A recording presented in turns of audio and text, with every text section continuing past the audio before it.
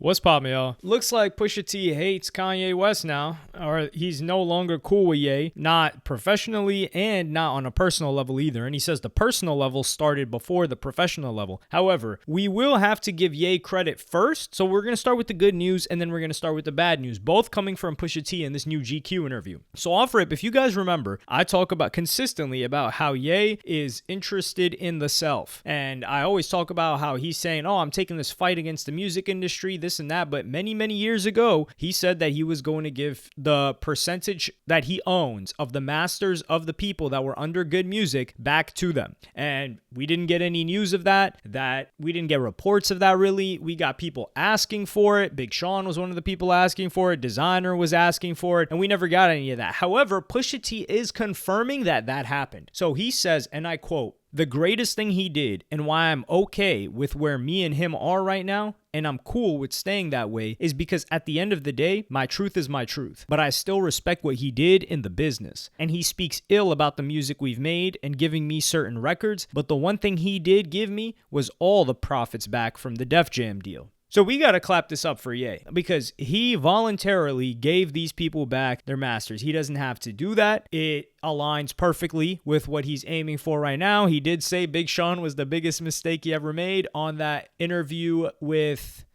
Drink Champs. And this is props, man. Like, shout out to Ye for this. Listen, we have our criticisms about Ye. There are many to be had. But in this scenario, the guy kept his word. And he said, and this is towards the latter half of the interview where he talks about Kanye West. But you got to keep in mind that these guys go back a long time. And Pusha T had issues with Drake, and Ye has had his issues with the Drake as well. But Pusha T and Ye were locked in, especially early Good Music era, and he was president of Good Music. So he talks about like the experiences that he had with Ye during this era and the confusion it caused and how it made him think differently of Ye. Keep in mind, first I'm going to play you guys this clip from the Joe Budden podcast from many years ago. This is around 2000, this is pre-2020. So I'm going to play you guys this clip right now. Ain't no Kanye drama. I mean, now the bromance that they have going back and forth where he, where they cool and then he shoot him in a verse or some shit. That's weird, Push. Bruh, I don't understand that's it. them. That's them. I can't be in the studio when Drake's there. I can't. I'm not allowed. When they go to Wyoming, I'm there from the 1st to the 7th. All right. I catch you. I'm gonna catch you. Next thing I hear on the 8th, bang. Drake here and he there for these many days. I don't know this. I'm not allowed. Everybody else can be there. I can't. Cause I don't play neutral. I don't do that. You don't get to shoot my homeboys and so on and so forth. It's not happening. It's just not what I do. But I feel like Kanye should be taking that same stance. But he don't do that. Like everybody not built like me, bruh. Everybody not built like me. And you can't make people be built like you. That's a fact. You can't make people, you can't. That's a fact. And I don't charge, and this is the music industry. This ain't the streets. Right. So I don't carry people like that. Right. I don't. It's like, it is what it is. When I was growing up, if I wanted to go to the mall, if you couldn't fight, you couldn't come to the mall with me. We could come back home and play ball all day. Oh, you was that guy? Yes. I brought that. You can't come. If you can't come to the mall, if you can't fight, you can't come to the mall with me. Because you're going to run, I'm going to get jumped, you're going to run, and I'm going to hate you forever. I don't want to hate you forever. I love you. You're great. I tell you, this guy's a logical guy. Yeah. No, Joe. Yes, man. Yes, man. Hey, stop pointing at me. I'm not in this. I wouldn't sit with nobody else. Here, there wasn't any public falling out, but this is after Pusha T won the beef with Drake. And this was in Wyoming sessions in the lead up to Ye, as well as him still working with Drake. And I think this was when like the poopity scoop thing happened, but he was producing for Drake. He had Drake right. And you could see the frustration with Pusha where it's like, damn, man, like I thought we were rocking out. And this is why I gotta say I have such a degree of respect for Pusha T. Like people like him that actually hold on to these principles are so few and far between, in particular in this industry, that, man, I have to salute it. It's so rare because this is Pusha T, an individual that's saying, my principles are worth more than any opportunity I can make for not holding true to them. Because a lot of people say, we got these morals or these principles, but once the opportunity outweighs the potential loss of staying with their true to their principles, then they're like, then the picking and choosing starts happening. You see this with people that told, you see this all the time.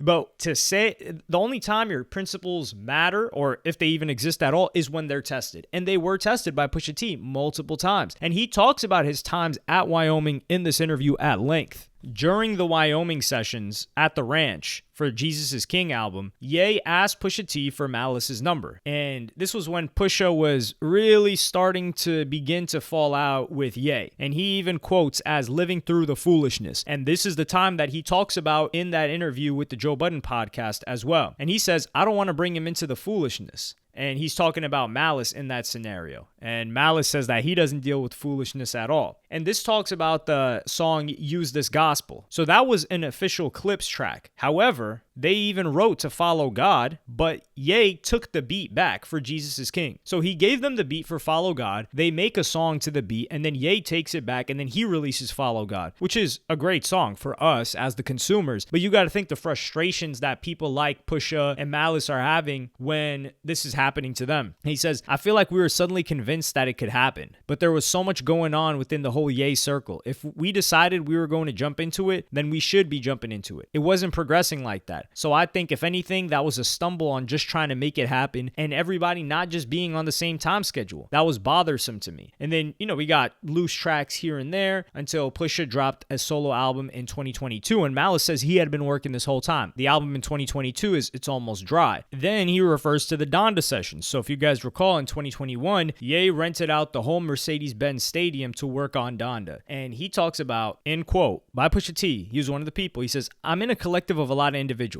Everybody's working, but I really got ish to do. And I leave and it's one energy. And then when I come back, the energy's off. And then you hear about the sidebar conversations. You got your homeboy who coming up to you like, yo, they was saying this when you left. I'm thinking that we all in this collectively getting busy. But in all actuality, everybody had their own agendas. And I feel like I was the only one who didn't. My agenda was for the squad. So from that point on, I just looked at everybody differently. And I looked at it as, we're just going to make music, we're going to get beats, we're going to write some raps, and we going to keep it moving. And this is so sad to read because if you just take a look at Good Fridays, the early 2010s, the energy that was in good music was more than we're just going to sit here and make music and then we're going to keep it pushing. That era when you had Odd Future as well, you were like, man, this is a clique. They even had the song Click. You were like, these guys are locked in. They're moving everywhere together. They're getting out of the studio and they're going to get dinner together. They're friends. They're more than friends.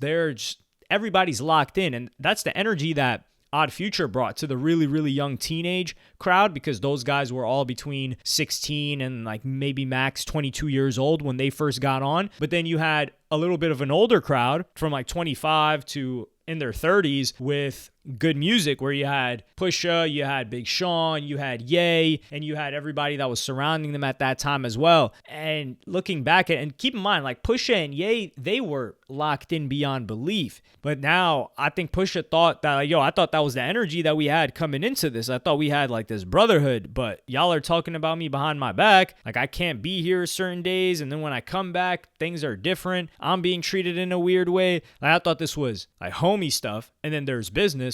But it seems like this is just business and I have to treat it as such because I can't mix the two. Or I can mix the two, but I'm not going to think about you on a personal level and I have to detach. And then he says, it's bro, you've been mentioning me, screaming about me. You got every soul believing that I've done such a great injustice to you. And this is when Ye's talking publicly about Pusha T, saying he betrayed him and all that. And that's a lie. He goes on his rants. The one thing that I can say about him is that he knows that every issue that he's having and crying about online right now, I've told him distinctly about those things. Distinctly. So when he gets up there with his mask and he's screaming behind it like a pro wrestler, he gotta scream behind a mask. He don't talk to me like he talks to others. We made some great ish, bro. We did. But let me tell you something. He's a genius, and his intuition is even more genius level, right? But that's why me and him don't get along, because he sees through my fakeness with him. He knows I don't think he's a man. He knows it. And that's why we can't build with each other no more. That's why me and him don't click. Because he knows what I really, really think of him. He showed me the weakest sides of him. And he knows how I think of weak people. And I respect that a lot. Because realistically, what Pusha T is talking about here, and I didn't even experience this on a personal level, obviously. I haven't met Ye, I haven't worked with Ye, none of that.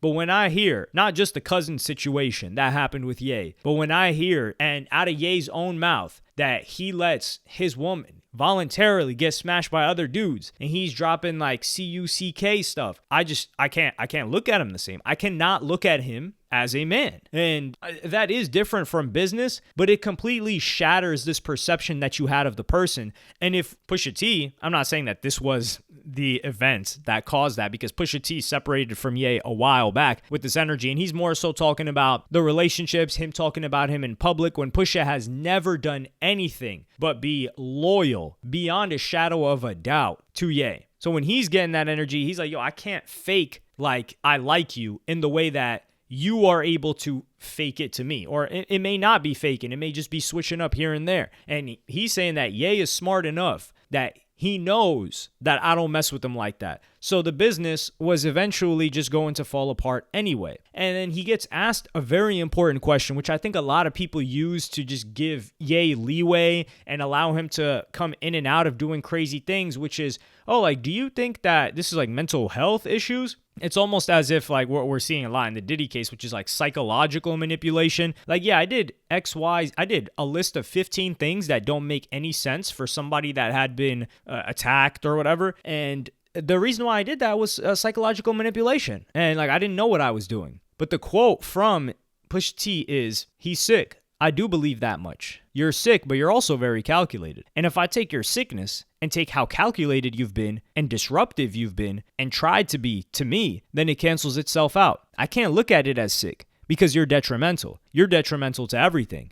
So it's really, how much are you going to deal with this harm that you're causing me as Pusha T because you're sick? And unfortunately, it's the end of an era. I think we saw that when when Good Music, which was distributed by Def Jam, shut down. I think fortunately, like, Ye did give him his stuff, but we're never going to see Pusha T locked in with Ye. I don't think we're ever going to see that again, like their relationship. It's one of those things where once it's that. And it is what it is, unfortunately. But Pusha T never really, I wouldn't say he didn't need Ye. What I'm saying is that Pusha T fans, they're not looking for Ye to be on the album. Now, the production from Ye does help a lot. Like, Pusha on Ye production, man, that's another level. Also, one thing though is, like, we gotta ask Pusha T about Diddy. He didn't get asked about Diddy, because when I remember when he was leading up to the King Push album, which never ended up coming out, Darkest Before Dawn, he did an interview. I think it was on Power 105 or Hot 97. I don't know if it was on The Breakfast Club, but he talked about being in the studio with Diddy and how Diddy really had him locking in on his raps and making sure that he was spitting some hard stuff. Yes, actually, Diddy, Puff Daddy, was the producer on Pusha T's latest album, Darkest Before Dawn, The Prelude. So they didn't ask him about Diddy. They probably said, hey, we're not going to answer any questions about that. I totally get that. But they do have a history. The guy executive produced one of his projects, and that's one of the things I want to know. Like, how much did Pusha T know about Diddy? Because if he knew Diddy was getting down like this, and he's how can you look at him as a man? That's one thing. But y'all let me know what y'all think about this in the comments. Like, subscribe, and hit the notification bell if you enjoyed. Follow me on Twitter and Instagram, and I'll see y'all in the next one.